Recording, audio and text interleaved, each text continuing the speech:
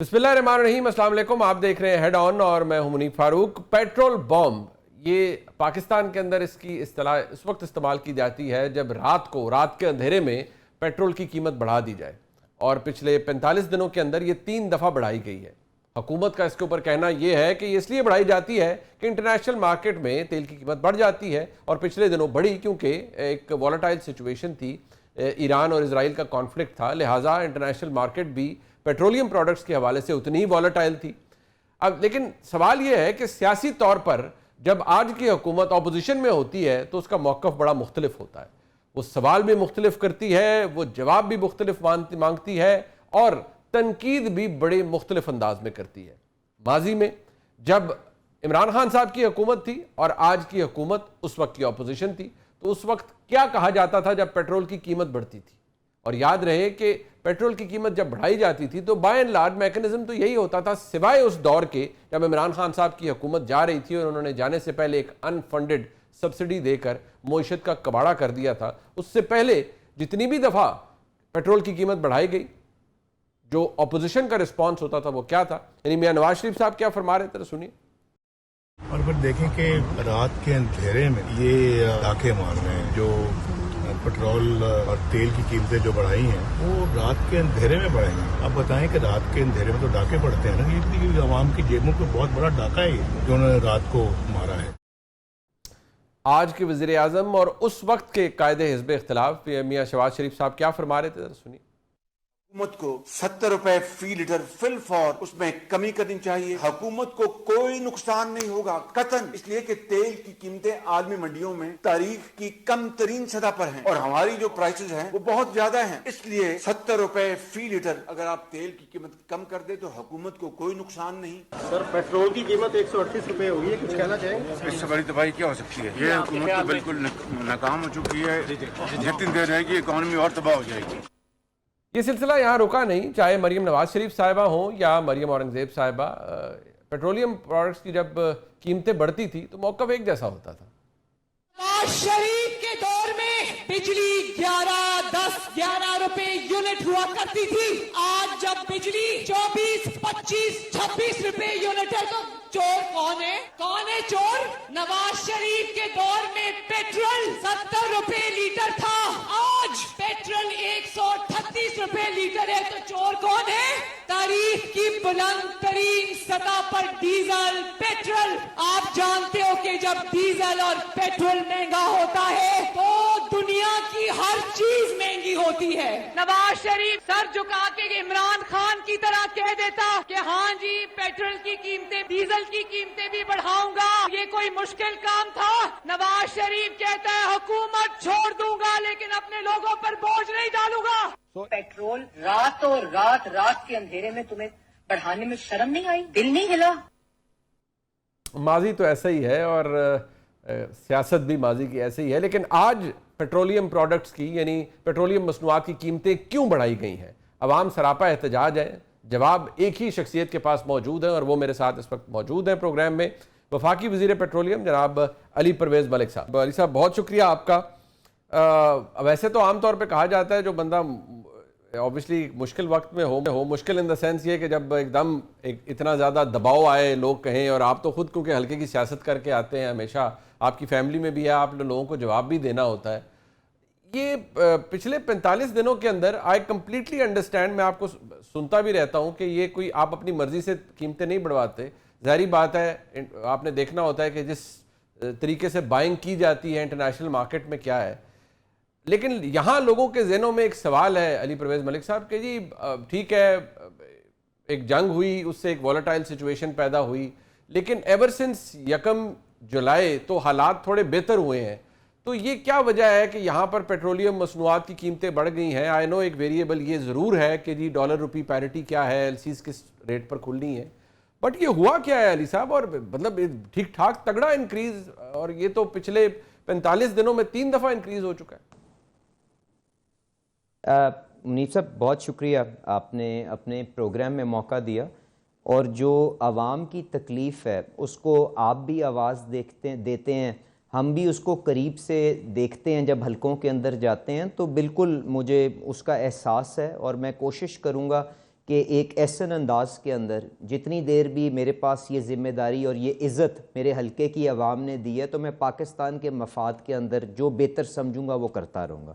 دیکھیں گزارش یہ ہے کہ ہمارے بجٹ کے اندر چند اہداف ہم نے طے کیے ہیں کہ ہم نے وہ ریکور کرنے ہیں، اور اگر میں کوئی بھی ایسا غیر ذمہ دارانہ کام کرتا کہ جس سے بجٹ کا میرا وہ سٹرکچر کمپرومائز ہوتا تو اس کی دو قیمتیں مجھے دینی پڑتی. وہ ایک قیمت یہ تھی کہ میں آئی ایم ایف کا فریم ورک کمپرومائز کرتا، یہ جانتے ہوئے کہ اگلے 5 سال کے اندر مجھے تقریباً $100 ارب کی گراس ایکسٹرنل فائنینسنگ ریکوائرمنٹ ہے، جس کا مطلب ہوتا میں ملک کو بیلنس آف پیمنٹ کرائسس کی طرف دھکیلتا. ایک تو یہ کانسیکوینس ہو سکتا تھا. دوسرا یہ تھا کہ اگر میں ٹیکسیشن کا بوجھ کم کرتا یا چیز کو اپنی کاسٹ سے سستا بیچنا شروع کر دیتا تو میں پاکستان کا خسارہ بڑھاتا نا. تو جب خسارہ بڑھتا تو اس کے سامنے نوٹ چھاپتا اور مہنگائی دوبارہ جو 40-50% کے اوپر تھی واپس اس طرف ملک کو دھکیل دیتا. اور وہ سب سے بڑا ٹیکس ایک عام آدمی کے اوپر ہوتا ہے کیونکہ اس کی وہ قوت خرید کو برباد کر دیتا ہے. تو میں نے جو ذمہ دار انداز کے اندر فیصلہ سمجھا میں نے وہ آگے لے کے چلا. دیکھیں جو 12 جون سے لے کے تقریباً 25 جون کے اندر جو حالات تھے میرے خیال سے وہ ایکسٹرا آرڈنری تھے، ہمیں یہ سمجھنے کی ضرورت ہے. اس کے اندر سب سے بڑی ہماری ترجیح یہ تھی کہ کسی جگہ کے اوپر بھی کوئی فیول کی شارٹیج نہ ہو. تو ایک یہ چیز آپ کے سامنے ہونی چاہیے. دوسری بات یہ تھی کہ پرائم منسٹر کی طرف سے بڑی کلیئر ہدایت تھی کہ پیٹرولیم لیوی یا کسی قسم کی ٹیکسیشن کے اندر کوئی اضافہ نہیں ہونا چاہیے. اگر کر سکو تو اس بوجھ کو کم کرنا، جو ہم نے کیا. کیونکہ آپ جانتے ہیں under the R S F facility جو ہم نے نیگوشیٹ کی ہوئی ہے ہمیں تقریباً $2.5 سے کاربن سپورٹ لیوی کو لگانا تھا. تو ہم نے پی ایل کو کم کر کے ٹیکسیشن کو وہاں پہ رکھتے ہوئے ہم نے اس کو بھی امپوز کیا اور وہ بوجھ بھی حکومت کے اپنے کھاتوں کے اوپر ڈالا.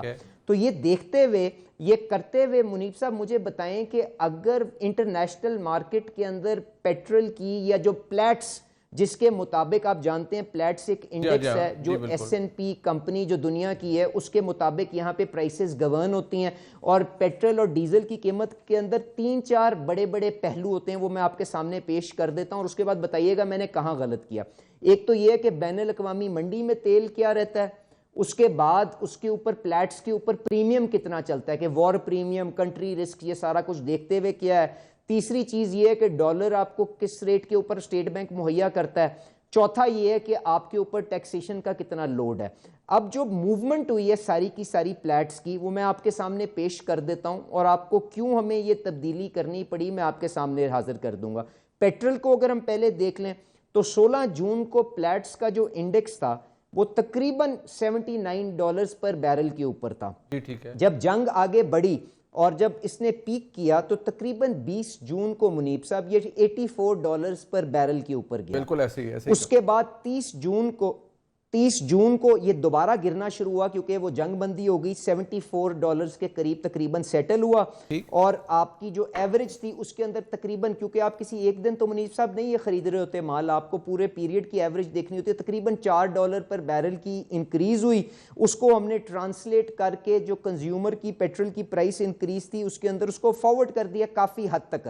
تھوڑا بہتا کیونکہ ٹویکس ہوتی رہتی ہیں بعد میں ٹرو اپ ہوتا ہے تو وہ اماؤنٹ اگلے فورٹ نائٹ کے اندر اس کو چلا جاتا ہے. تو یہ اس میں ہوا.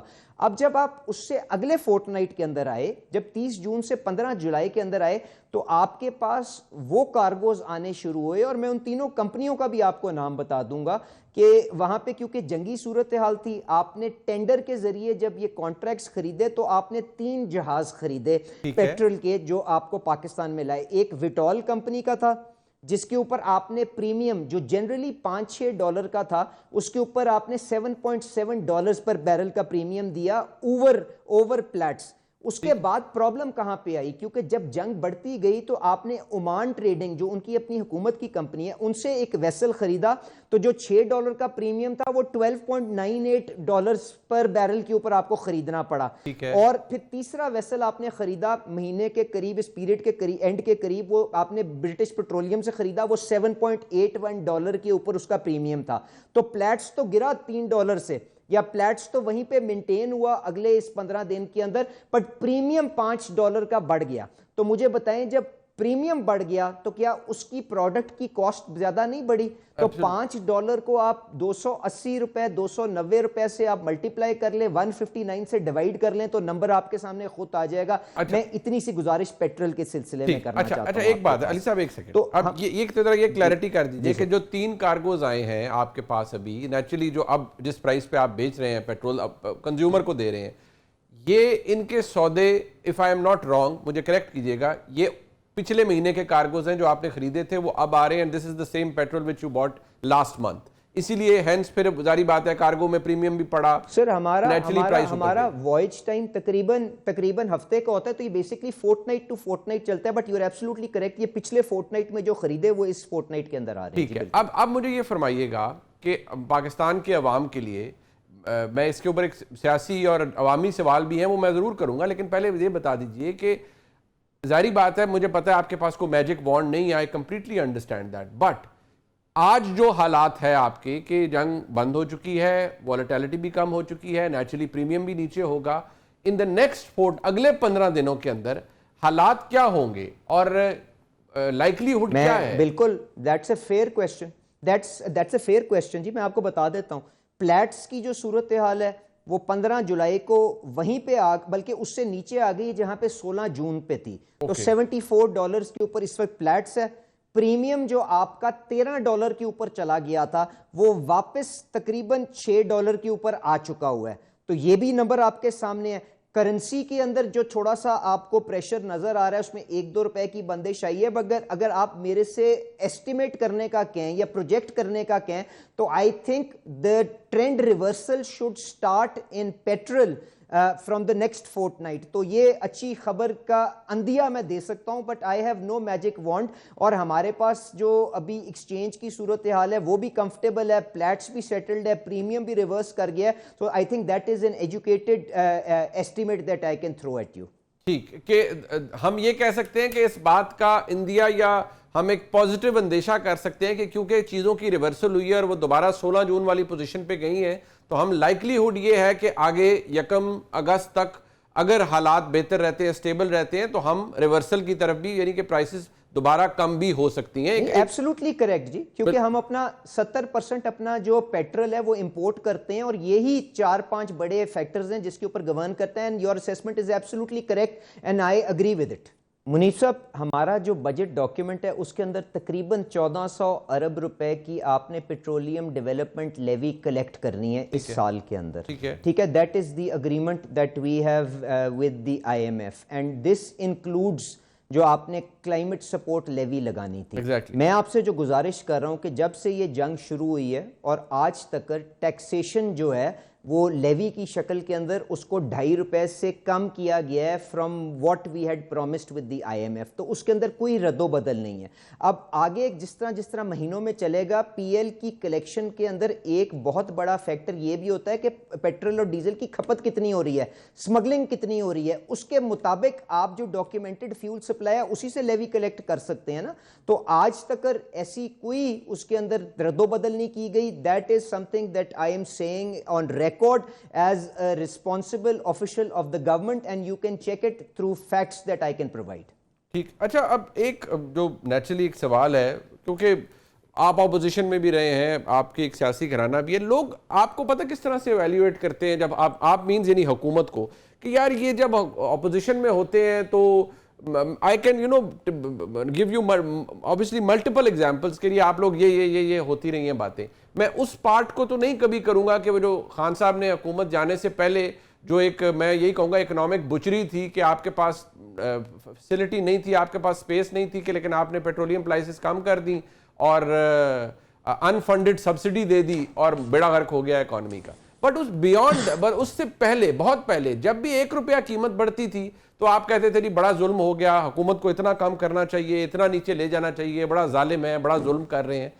تو آج کم از کم یہ بات تو ریئلائزیشن ہوتی ہوگی علی صاحب کہ اس طرح کے معاملات کے اوپر معیشت اور اوبیسلی پیٹرولیم کی جو پروڈکٹس ہیں ان سے ریلیٹڈ معاملات پہ سیاست نہیں ہونی چاہیے. منیب صاحب میری صرف دعا ہے کہ تاریخ میرے اس دور کو اچھے الفاظ کے ساتھ یاد کرے. میں نے ذمہ دار انداز کے اندر جو فیصلے کیے ہیں آئی ایم اوننگ اٹ.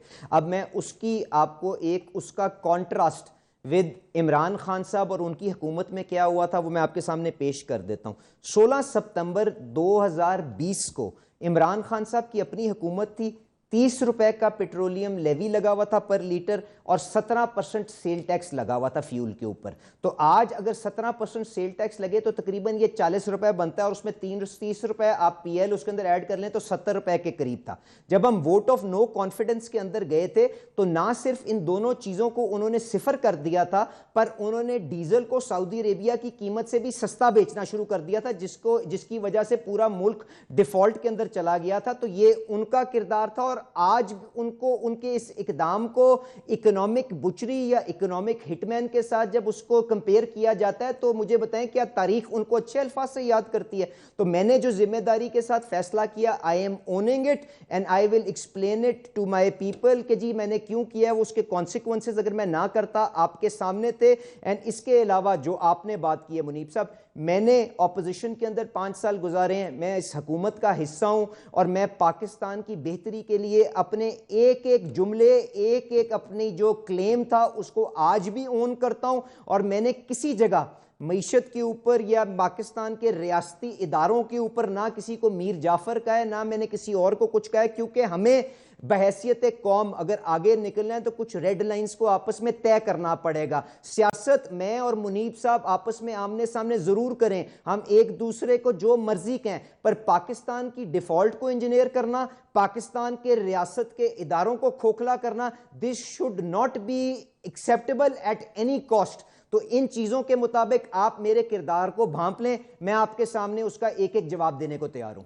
بالکل ٹھیک ہے. آپ کے کردار کو تو نیچرلی جو آپ کا سیاسی کنٹریبیوشن ہے اور اوبیسلی جو آپ کے پاس منسٹریل رسپانسبلٹی ہے وہ لگ بھی رہا ہے, and obviously every one speaks high of you. Naturally جب آپ اپنا اسٹنٹ کمپلیٹ کریں گے اس کے بعد ایویلیویٹ بھی لوگ کریں گے, بٹ جو بہت ساری باتیں اور ہوتی رہی ہیں ماضی کے اندر سیاست میں وہ اپنی جگہ, بٹ سنس آپ یو آر اویئر اور آپ یہاں پر موجود ہیں ٹورڈز دی اینڈ, یہ بتائیے گا کہ لوگوں میں ایک بڑا سوال ہے کہ جی وہ پورے پاکستان کے اندر کوئی 30 لاکھ کے قریب درخواستیں پڑی ہوئی ہیں, لوگ گیس نہیں ہے اور گیس واقعی ہی نہیں ہے. کیا پلاننگ ہے آپ کی, ہو کیا رہا ہے, کوئی آلٹرنیٹ انرجی سورس پرووائڈ کیا جائے گا یا بس ایسے ہی کام چلے گا؟ منیب صاحب میں آپ سے اب اس سوال کا کیا جواب دوں آپ کو, پھر میری بات سن کے مجھے نہیں پتا ہنسی آئے گی کہ رونا آئے گا. گیس تو میرے پاس اتنی ہے کہ شاید میرے کانوں سے نکل رہی ہے, پر وہ ساری امپورٹڈ گیس اور RLNG ہے. انفارچونیٹلی اس ملک کے ساتھ ہم نے جو کانٹریکٹس کے ساتھ کیا ہے نا, اس کے جو کانسیکوینسز ہیں میرے خیال سے اس کو ہمیں سمجھنے کی ضرورت ہے کہ ہم نے پاکستان کو کمزور کس طرح کیا ہے. یہ جو پچھلی گیس کی پرائس انکریز جو کرنی پڑی ہے جو ہم نے ڈومیسٹک سیکٹر کو تو انسولیٹ کافی حد تک کیا پر باقی شعبوں میں بڑھانی پڑی, اس میں تقریباً $700 ملین سے $1 بلین کی وہ مہنگا ایندھن ہے جو پاور ڈویژن نے ہم سے آرڈر کروایا اور آج وہ اس کے اوپر اپنے پاور پلانٹس چلانے کو تیار نہیں ہے, اور میری سوورن کمٹمنٹ ہے 2031 تک.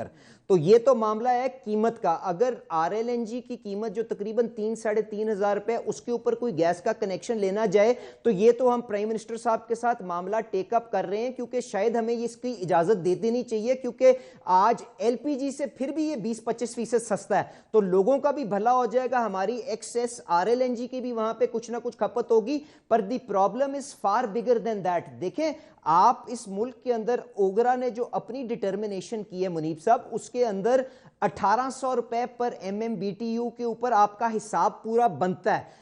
پیٹرولیم ڈویژن کو, گیس سیکٹر کو آپ بجٹ میں سے روپے کی سبسڈی نہیں دیتے اور پاور ڈویژن کو آپ 1000 ارب کی سبسڈی دیتے ہیں.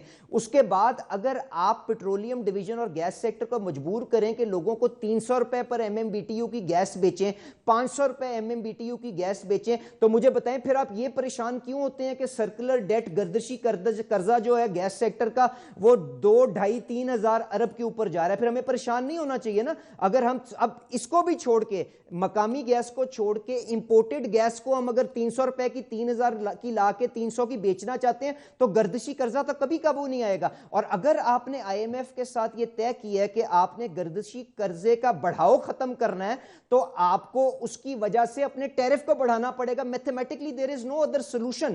تو ہمیں ان چیزوں کو تھوڑا سا ہولسٹکلی دیکھنا پڑے گا. اسی لیے میں نے وزیر اعظم صاحب سے گزارش کی ہے کہ پاور اور پیٹرولیم آر دا ٹو وہ کیا کہتے ہیں faces of the same coin. آپ کیبنٹ کمیٹی آن انرجی میں بیٹھ کے ان معاملات کو سیٹل کریں ورنہ Pakistan will not be able to overcome these challenges. And I'm grateful to the prime minister. انہوں نے مجھے پوری اجازت دی ہے کہ آپ نے جس طرح سے اس معاملے کو ٹیکل کرنا ہے لوگوں کے مفاد کو دیکھتے ہوئے, یہ کوئی سمجھ کی بات نہیں ہے کہ جی بجلی کے ہم نے کسٹمر سے بوجھ اٹھا کے گیس کے کسٹمر پہ ڈال دیا اور ان 1 کروڑ لوگوں کے اوپر سارا بوجھ کر دیا. We have to find holistic solutions, sustainable solutions جو پاکستان کے مفاد کے اندر ہو. پلیز بیئر ود می, انشاءاللہ تعالیٰ اگلے 3 سے 6 مہینے کے اندر آپ اس کے اوپر مٹیریل پروگریس دیکھیں گے. بہت شکریہ وفاقی وزیر پیٹرولیم علی پرویز ملک صاحب ہمارے ساتھ موجود تھے. پیٹرولیم مصنوعات پر لوگوں کا احتجاج کرنا وہ اپنی جگہ موجود ہے, لیکن جو ویریبلز انہوں نے بتائے اور جو پوزیشن ان کی ہے نیچرلی فیڈ بیک آپ نے دینا ہے کہ آپ کس حد تک کنونسڈ ہیں. لیکن ایک اچھی خبر جو انہوں نے دی ہے وہ یہ کہ اس کے کافی قوی امکانات ہیں کہ اگلے 15 دنوں کے اندر یہ پیٹرولیم پروڈکٹس کی قیمتیں واپس بھی جا سکتی ہیں. میرے ساتھ موجود ہیں جناب محمد زبیر صاحب, فارمر گورنر سندھ ہیں, سینئر سیاستدان ہیں. بہت شکریہ زبیر صاحب آپ کا. اور ہمارے ساتھ موجود ہیں جناب عامر الیاس رانا صاحب, سینئر صحافی ہیں. بہت شکریہ آپ دونوں معزز شخصیات کا. زبیر صاحب, میں اس وقت جو حالات ہیں ہم اوبویسلی بہت سی چیزوں کو ڈسکس کرتے ہیں. کافی عرصہ گزر چکا ہے, کافی وقت گزر چکا ہے. آج بھی عمران خان صاحب تو جیل میں ہیں. اب جو سپرنٹینڈنٹ جیل کا کل ایک بڑا لمبا چوڑا پریس ریلیز آئی کہ عمران خان صاحب کو یہ سہولتیں ہیں, ان کی ہمشیرہ کہہ رہی ہیں کہ یہ سہولتیں نہیں ہیں اور یہ جھوٹ بول رہے ہیں. کچھ حد تک تو عمران خان صاحب کے حوالے سے جو بات ریکارڈ کے اوپر بھی ہیں کہ ان کو لائٹ کے مسائل رہے ہیں, ان کی بتی شتی بھی بند کی جاتی رہی ہے, سارا کچھ ہوا ہے. لیکن عمران خان صاحب کی جان کو خطرہ ہے, یہ بات اب آج دوبارہ ان کی ہمشیرہ نے کی ہے اور یہ کوئی پہلا موقع نہیں ہے. وہ پچھلے 2-3 سال سے یہی بار بار کہا جا رہا ہے کہ ان کی جان کو خطرہ ہے. کیا آپ کے نزدیک عمران خان صاحب از ولنریبل خدا نہ خواستہ ان دیٹ کیس کہ ان کو کوئی جان کو خطرہ ہے, یا از اٹ جسٹ ایک جو ان کی قید ہے وہ بس جاری ہے اور وہ ختم نہیں ہونی؟ منیب, میں یہ ظاہر سی بات ہے, I have no access to information, ایک شخص کا word against other person's word. But جس طرح رانا ثناء اللہ نے ایک انٹرویو میں بڑا اچھا کہا تھا کہ قید ہوتی ہے, اس میں یہ کہنا کہ کھانا کیا ملتا ہے اور کھانا نہیں ملتا, ایشو کھانے کا تو ہوتا ہی نہیں. ایشو یہ ہوتا ہے کہ ایک شخص کو ایک آپ نے سلاخوں کے پیچھے رکھا ہوا ہے, اور ہو سکتا ہے بہت کمرہ کھلا ہو اور وہاں کھانا بھی بڑا اچھا ہو اور لائٹ کا بھی نیا ایشو. میں نے آپ کا ایک کلپ سنا تھا جس میں آپ نے یہ کہا تھا کہ کچھ مسائل رہے ہیں, بٹ وہ یہ جو ہے that is not an issue میرے لیے کہ کھانا ان کو اچھا ملتا ہے یا نہیں ملتا یا وہ کتنے ولنریبل ہیں. میرے نزدیک دا ایشو جو ڈسکس بھی کرنا چاہیے, قید ہے, کیوں قید ہے, لیجیٹمیٹ ہے, نہیں ہے, کیا چانسز ہیں ان کے باہر نکلنے کا, دوز آر ریئل ایشوز. اور اس سے ہی میرا خیال ہے ایٹ لیسٹ میرے لیول پر تو میں اسی قسم کی بات کروں گا بجائے یہ کہ کھانا کتنا اچھا ہے. بٹ آپ کے نزدیک, بٹ آپ کے نزدیک میں جب obviously vulnerability کی بات کر رہا تھا تو ان دیٹ اس کا مطلب اس کانٹیکسٹ میں یہ تھا کہ جو ان کے حالات ہیں وہ جیل میں بھی ہیں, وہ باہر بھی نہیں نکل پا رہے اور حالات بھی نہیں ٹھیک ہو پا رہے. سو یہ ایک نئی تاریخ لکھی گئی ہے, اور میں آپ سے اس لیے پوچھ رہا ہوں کیونکہ آپ نے کچھ چیزوں کو تبدیل ہوتے ہوئے دیکھا. میاں نواز شریف صاحب کو ڈسکوالیفائی کیا گیا, پھر الیکشن سے پہلے گرفتار ہوئے, لیکن ان کے لیے رستہ بنا, رستے نکل آئے. یہاں ایسا کوئی رستہ نہیں نکلا. یہاں ایسا رستہ نہیں نکلا, اس میں میرا خیال ہے 2-3 ریزنز ہیں. ایک تو ان کی اپنی جو عمران خان کی پرسنالٹی ہے اس سے ہے کہ وہ کس حد تک نیگوشیٹ کرنے کے لیے تیار ہیں, کس حد تک لچک دکھانے کے لیے تیار ہیں. کیا وہ نواز شریف کی پرسنالٹی رکھتے ہیں یا ذوالفقار علی بھٹو کی طرح کی سوچ رکھتے ہیں کہ جو ہسٹری میں زیادہ دیکھ رہے ہوں کہ جی ہسٹری کیسے یاد کرے گی. یہ تو ظاہر سی بات ہے, اگر پیور اس حساب سے دیکھیں کہ جو بھی انہوں نے ایفرٹ کیا ہے یا ان کی پارٹی نے ایفرٹ کی ہے ابھی تک اس سے کوئی بھی نتائج نہیں نکلے. اس میں تو کوئی دو رائے نہیں ہے. And I think P T I کا ورکر, پی ٹی آئی کا لیڈر ڈس اپوائنٹڈ ہوگا اور ہونا بھی چاہیے. اب کیا چینج کرنی چاہیے اسٹریٹجی؟ بالکل چینج کرنی چاہیے اسٹریٹجی. کس طرح سے اسٹریٹجی؟ کیا اسلام آباد میں دھرنا دینے سے بات بنے گی؟ میرا نہیں خیال ہے کہ اس سے بات بنے گی.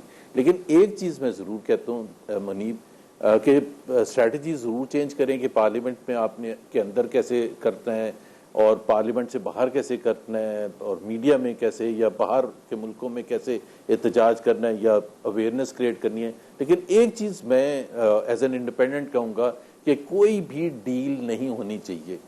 اگر ان کا قصور ہے تو ان کو سزا ملنی چاہیے, جو میں سمجھتا ہوں کہ نہیں ہے. He is simply on the wrong side, جیسے نواز شریف آن دا رانگ سائڈ پر تھے, جیسے ذوالفقار علی بھٹو آن دا رانگ سائڈ پر تھے, جیسے اور بے نظیر شہید آن دا رانگ سائڈ تھیں.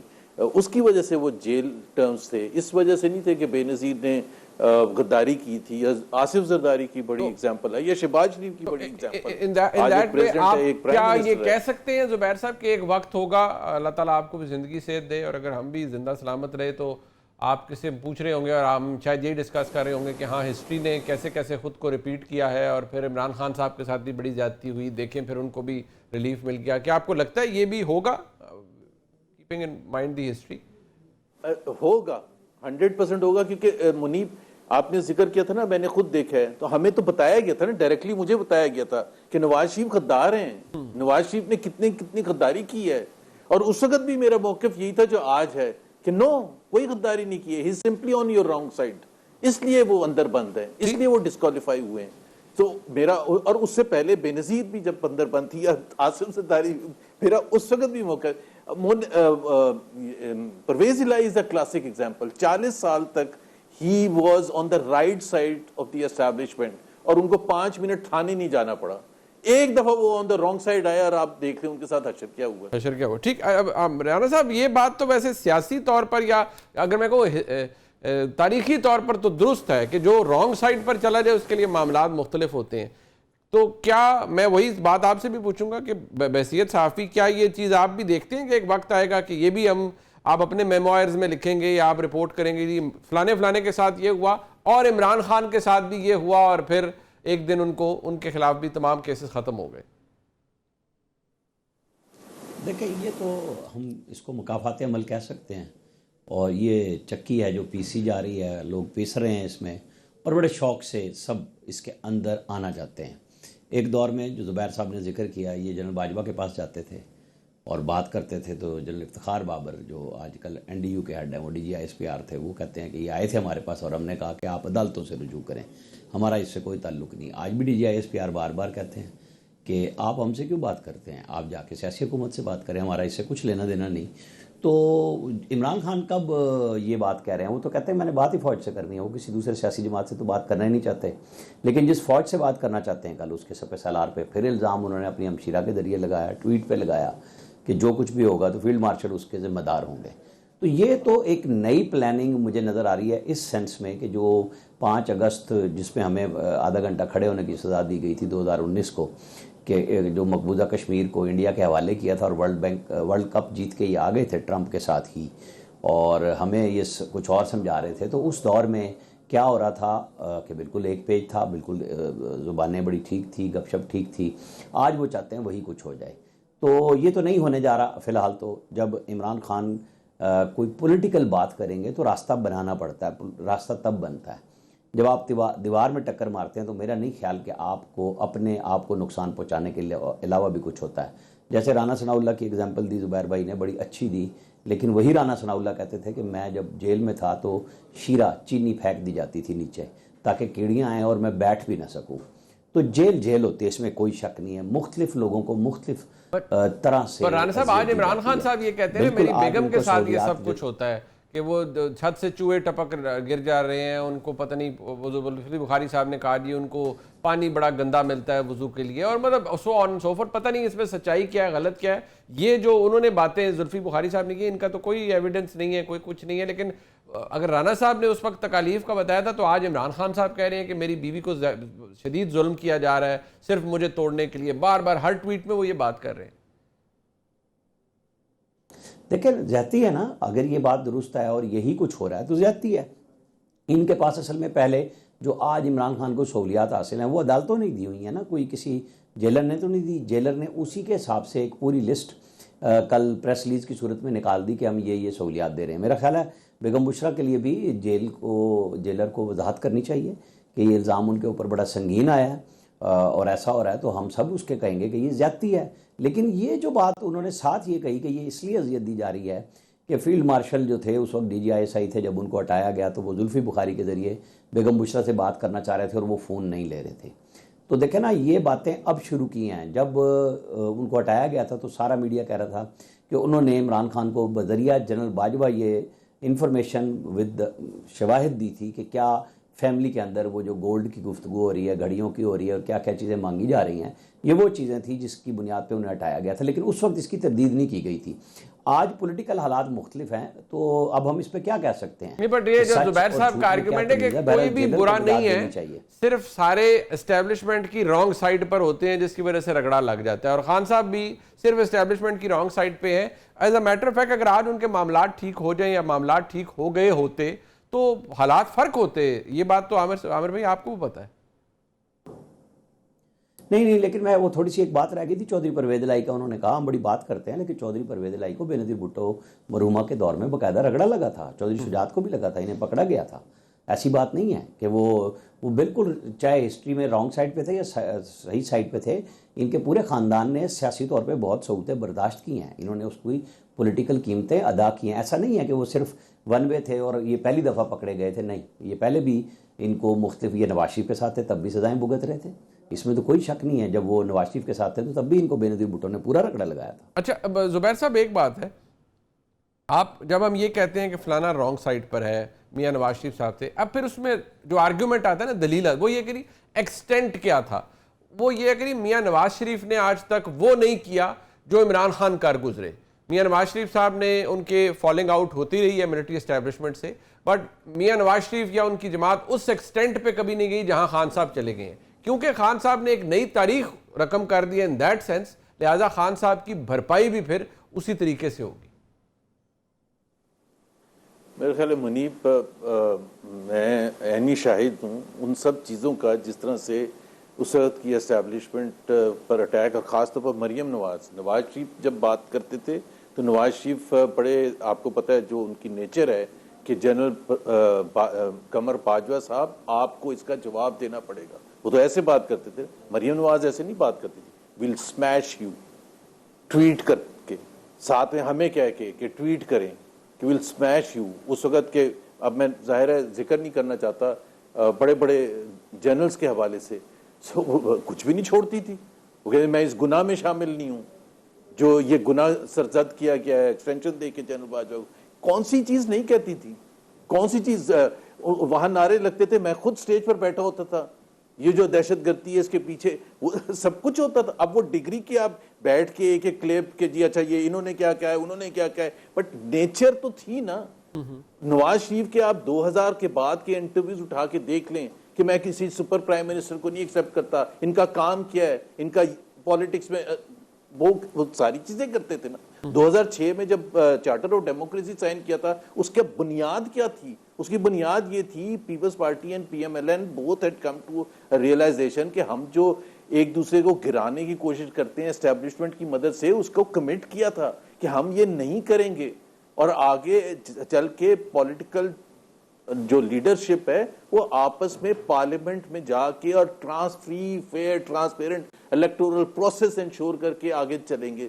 تو اب یہ کہنا کہ جی اس نے کتنا کہا ہے, اس نے کتنا کہا ہے, وہ اس وقت کہا تھا, انہوں نے بھی کہا تھا, انہوں نے بھی کہا تھا. اگر میں یہ کہوں کہ سب سے 3 میجر پارٹیز میں سب سے کم فوج پر اگر کسی نے تنقید نہیں کی ہے, بہت ہی کم کی ہے, وہ پیپلز پارٹی ہے. ایون اگر آپ بے نظیر کو دیکھیں, ان کے والد صاحب کو ٹانگ دیا تھا. ان کی اور مرتضیٰ کی لڑائی اس بات پر تھی کہ مرتضیٰ بھٹو اس ایکسٹینٹ تک چلے گئے تھے, Benazir was not ready to go to that extent. So آپ پیپلز پارٹی کو تو کہہ سکتے کہ ہاں انہوں نے کبھی بھی وہ میں اس آرگومنٹ میں جو آپ نے باتیں زبیر صاحب فرمائی ہیں, میں اس آرگومنٹ, وہ تو پھر ظاہری بات ہے وہ ایک لمبی بحث ہے, لیکن آپ کہتے ہیں کہ انہوں نے بھی بہت کچھ کہا اور مریم نواز شریف صاحبہ نے بھی بہت کچھ باتیں کی اور بٹرنس تو ادھر بھی عروج پر تھی.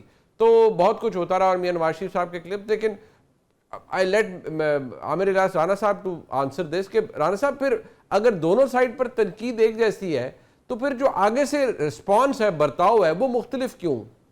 کیا آج اسٹیبلشمنٹ زیادہ سخت ہے؟ اصل میں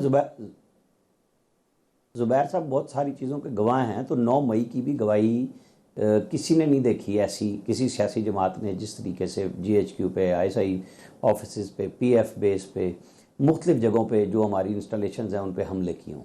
تو فرق ہے بڑا واضح، اور فوج اس میں کوئی چھپاتی بھی نہیں، وہ کسی کے ذریعے میسیج نہیں کرتی. وہ DGIs پہ آ کے کہتے ہیں کہ یہ حملے ہوئے ہیں اور اس پہ آپ کو معافی مانگنی چاہیے. معافی نہیں مانگتے تو ٹھیک ہے.